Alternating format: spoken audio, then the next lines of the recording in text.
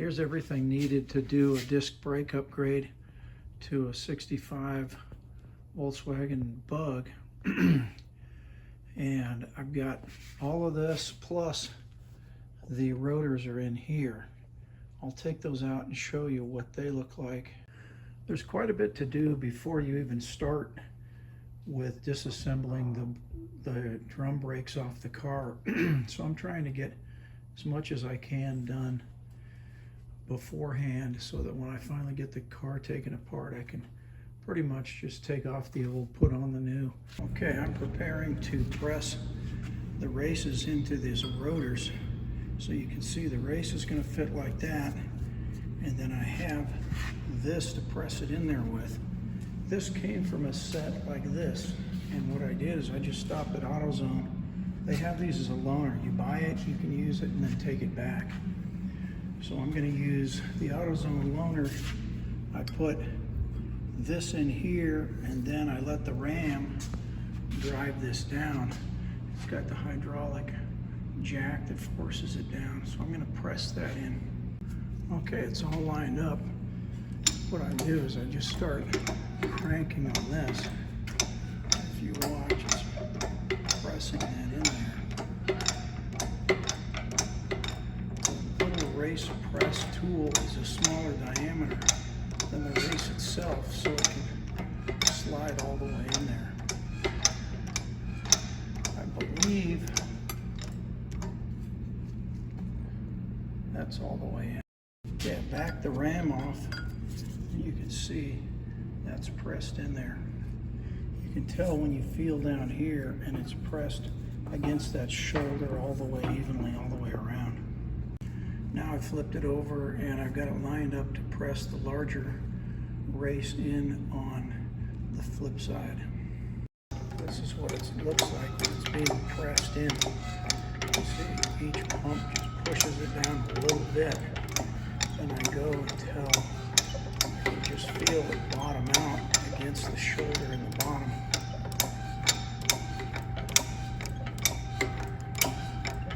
Getting close. Okay, that's snug right there. If you don't have a press, they give you this, which you can put into that hole in each of these fittings, and then you can just tap it in with a sledgehammer, just making sure it stays perfectly square. You just tap it in with this. But I had access to a press, so I used that instead. You can see that in the rotors, I've already pressed in the races for the bearings. This is what the large one looks like. That's what the small one looks like. And my next step is to pack these with grease and put the large ones in along with the seals. And those are going to go into this side of each of the rotors. One of the other things I have to do is I have to bench bleed this. And so it needs to have fluid in it before it's installed in the car. So I'll do all the pre-work and then I'll be ready to start to disassemble the car and put this on. Okay, the bearings are packed. Now I can install the larger ones in the rotors and also put the seals in too. I got that bearing inserted, got some grease around it, and I'm ready to now tap this seal into place. Got the seal tapped in there. That one's ready to assemble. I'm ready to bench bleed the master cylinder. To do that, I'm going to fill this with .3 fluid, and then I'm going to use the screwdriver to actuate this, and this is what it's going to sound like. It's going to force air out of this hole right here. And so after each insertion, you cap this, let it draw in fluid from here, and you keep doing it until you get fluid coming out of here, and then you can plug it back up with this little plug they give you, and that way it's bench bled so that you start with it full of fluid and you're not pumping air through your whole brake system. Okay, now you can see they're both full, and so just getting the last few bubbles out of there, but it's pretty much bled. I did fit check on the caliper to make sure that the pads are going to go in there, that the springs all fit and work, and that everything lines up, and it all looks pretty good. So I'm going to put a little bit of caliper grease on this part. That's where the piston pushes on a pad, and on this part, on each one of the calipers where the other pad contacts it. Then on each of the pads, this is where they slide on. You can see this part right here. The pads slide on this machined part right here. And so I'm going to grease the inside of each one of these, each end of them like this, so that when they're on here and sliding, they can move freely and not bind. These are all greased up. If you look, you can see there's grease on that piston and on those parts. Same with this, some grease there, grease on this piston. And then each one of the brake pads has grease on those little indentations where they'll slide.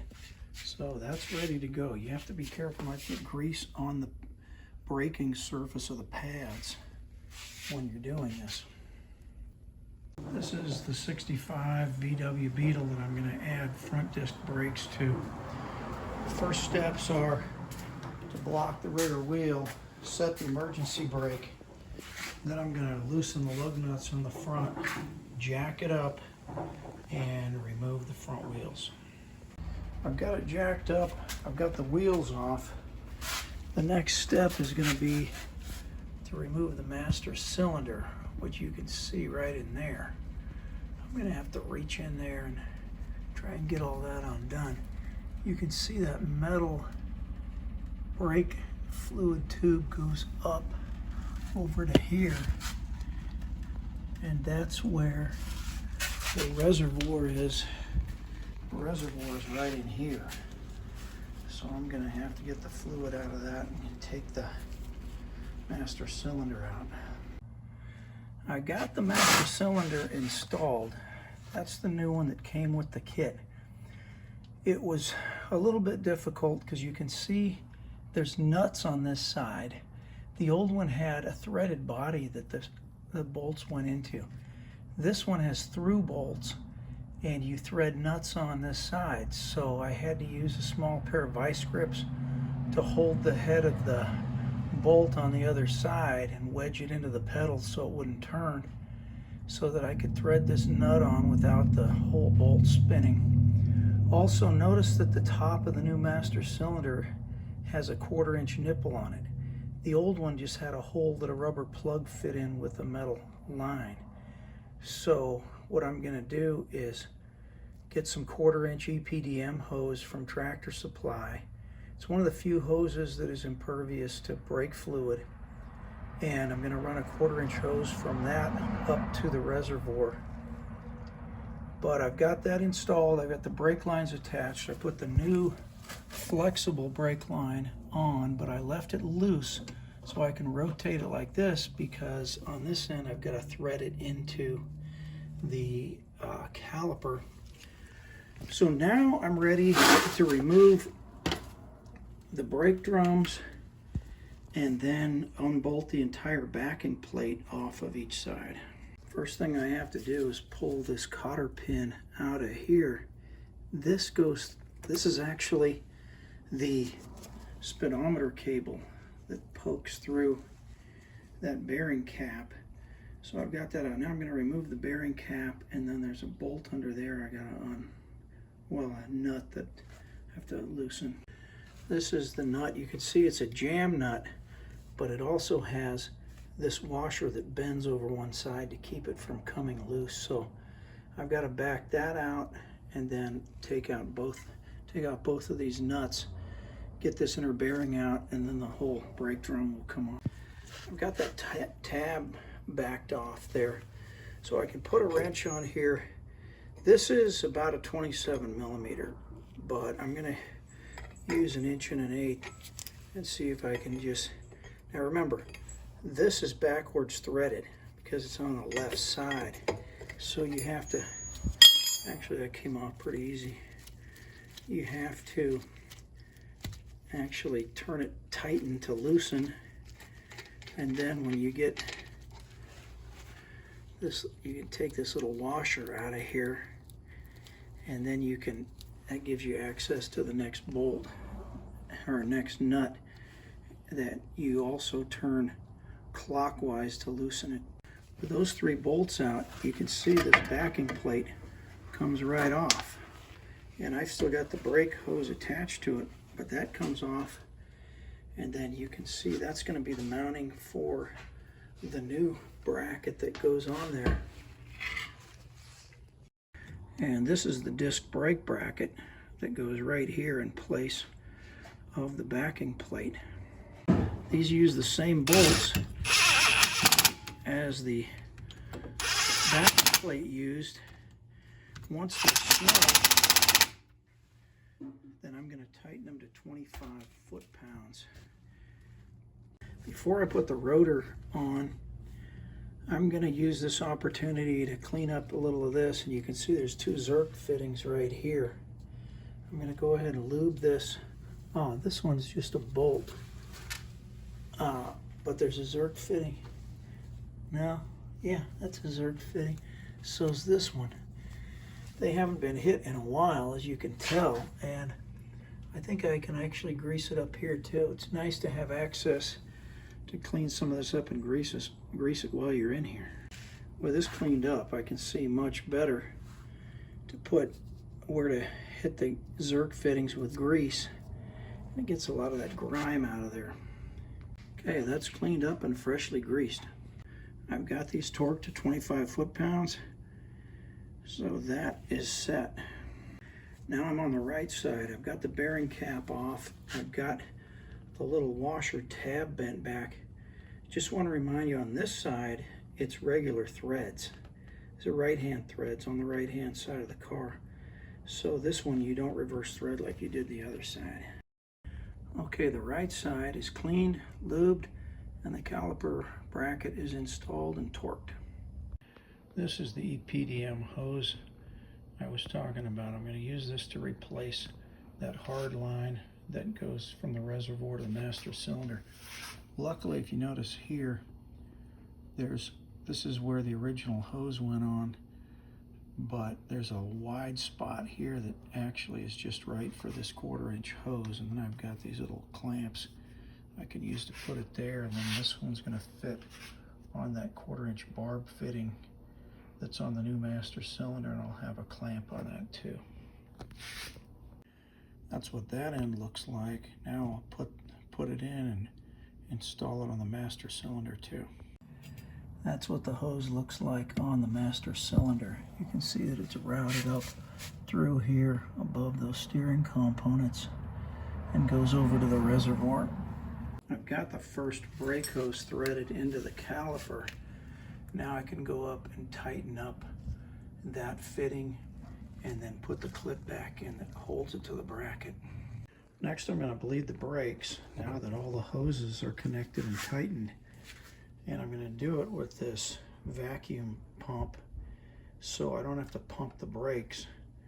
I just have to open the little valve and draw the air out with this. So I'm going to start on the back right, then back left, then front right, then front left. I'm getting ready to install the rotors, so I'm going to give them a good clean with brake cleaner, because they put an protective oil film on them when they ship them. Now it's time to put the rotors on. Now I've got the pads installed. You can see that they go onto this part of the caliper bracket. They slide on there. I'd previously greased them with disc brake pad grease. So there's an inner one that's different than the outer one. The inner one has a bevel on the sides of it, and the outer one is square, so you can't get those mixed up. But you put those on, and then next thing is I'm going to put some Loctite on these threads right here, and then mount the caliper over top of these pads. These are the brake pads. This one with a bevel right here is the inner brake pad. This one that's square right here is the outer pad. Lastly, I install these little clips. These keep the pads from chattering. And you can see this is going to go with this little tongue in there, and they fit into these little tiny grooves on the pads. So I'm going to go ahead and put it on, and then I'll show what it looks like when it's in place. That's what it looks like with the clip installed. The tongue goes here, and it's pressing against the back of this caliper, and then it fits into these tiny notches right here on the brake pads, and that just provides enough little tension to keep it from chattering. There's one on the top and there's one on the bottom. This is what it looks like with both of the clips installed. One other important thing is that there's a left and a right caliper, and you have to be sure when it's installed that this bleed valve is up. If you get it on the wrong side, that bleed valve is going to be down and you can't get the air out of the system. Note this hose is routed out of the way of these steering components that are going to move. So what you do is you twist it here. You have to loosen up the fitting, twist it to where it's out of the way and where you like it, and then tighten up that nut on the brake line to hold it in place. Then you put the dust caps on, and that completes that assembly.